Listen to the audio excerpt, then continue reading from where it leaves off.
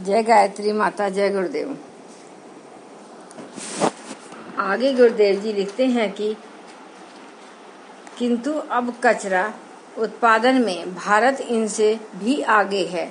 यहाँ प्रतिदिन 20 करोड़ कागज के थैले इधर उधर सड़कों, गलियों, पार्कों में बिखेर दिए जाते हैं।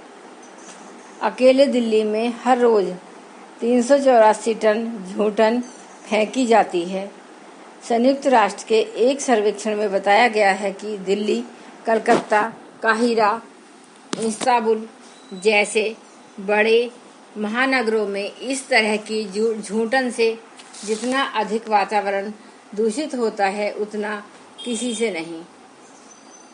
विशेषज्ञों ने अपने अध्ययन में बताया है कि सन 2000 में सर्वाधिक कचरा कागज तथा प्लास्टिक के रूप में होगा। इसमें 75% की वृद्धि की संभावना की गई है और कहा गया है कि तब इसे दबाने के लिए जमीन भी ना मिलेगी, मात्र जलाना ही एकमात्र उपाय रह जाएगा, जिससे उठते जहरीले धुएं एवं उड़ती विषैली धूलों से जन स्वास्थ्य को भारी क्षति उठानी पड़ेगी। जनसंख्या वृद्धि के साथ ही गांव, नगर, हाट, बाजार बढ़ रहे हैं, साथ ही कचरे का अनुपात भी। इस समस्या को हल करने के लिए सर्वसाधारण को प्रशिक्षित किया जाना चाहिए कि कम से कम कचरा उत्पन्न करे। कूड़े को छांटकर उसमें से कागज बनाने लायक कचरा अलग कर दिया जाए, जिसे गलाकर नया सस्ता कागज बनाया जाए। खाने पीने के संबंध में झूठन न छोड़ने की आदत डाली जाए तथा झूठन के रूप में शेष कचरे को मछलियों तथा पक्षियों के लिए चारे के रूप में प्रयुक्त किया जाए। बचे हुए शेष कचरे को जलाकर उसकी राख खेतों में डालने के लिए खाद्य रूप में प्रयुक्त किया जाए। घरेलू कचरे को दूसरे सम्मिश्रणों के साथ ईंधन के रूप में भी प्रयुक्त किया जा सकता है।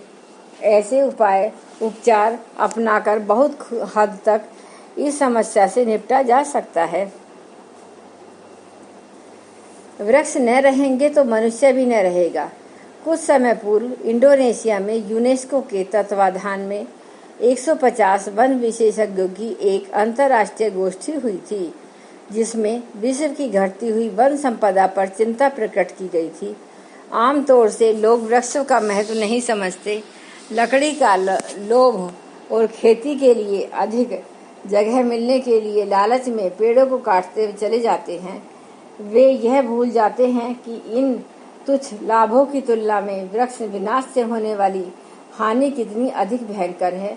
उपर्युक्त प्री पैसिफिक साइंस कॉन्फ्रेंस ने संसार को चेतावनी दी कि यदि वृक्ष संपदा विनाश का वर्तमान क्रम चलता रहा तो उसके भयानक परिणाम भुगतने पड़ेंगे। उपयुक्त गोष्ठी में Japan, Australia, Canada, America, Germany, France, England, Netherland, Bharat आदि 20 देशों के वन वैज्ञानिक उपस्थित थे। गोष्ठी में कनाडा के प्रतिनिधि डॉक्टर व्लादिमीर कैजिना ने कहा, मनुष्य की सबसे बड़ी आवश्यकता सांस लेने के लिए शुद्ध वायु मिलना है।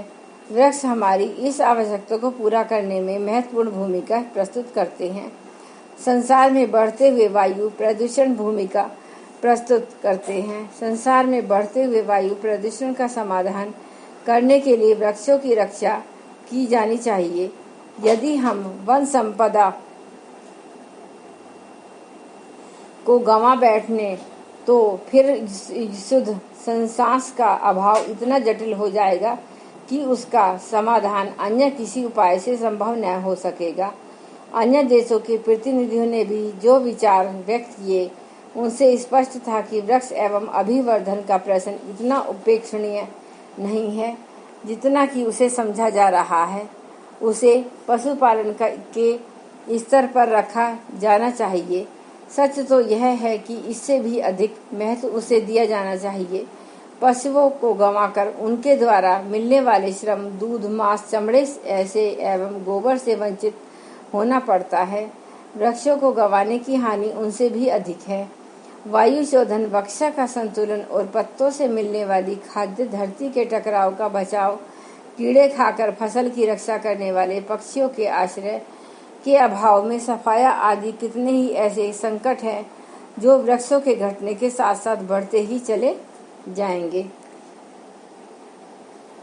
पिछले दिनों कल कारखानों की वृद्धि को विकास का आधार माना जाता रहा है। खाद्य उत्पादन के लिए कृषि तथा सिंचाई पर भी जोर दिया जाता रहा है।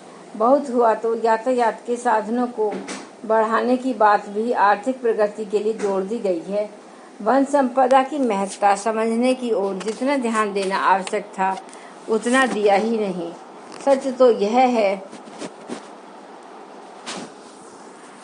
कि वनों को जमीन घेरने वाला माना जाता है और उन्हें काटकर कृषि करने की बात सोची जाती रही।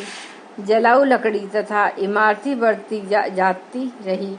आज हम वन संपदा की दृष्टि से निर्धन होते जा रहे हैं और कितने ही परोक्ष दुष्परिणामों का प्रत्यक्ष हानि के रूप में सामना खड़ा देख रहे हैं। सहारा कॉन्वेंट ग्रंथ के लेखक सेंट वारवेकर ने सहारा रेगिस्तान की 20 लाख वर्ग मील भूमि के संबंध में लंबा और गहरा सर्वेक्षण करके लिखा है यह क्षेत्र किसी समय बहुत ही हरा भरा था, पर लोगों ने नासमझी से उसे उजाड़ दिया। इससे क्रुद्ध हुई प्रकृति ने पूरा पृथ्वी सोच चुकाया।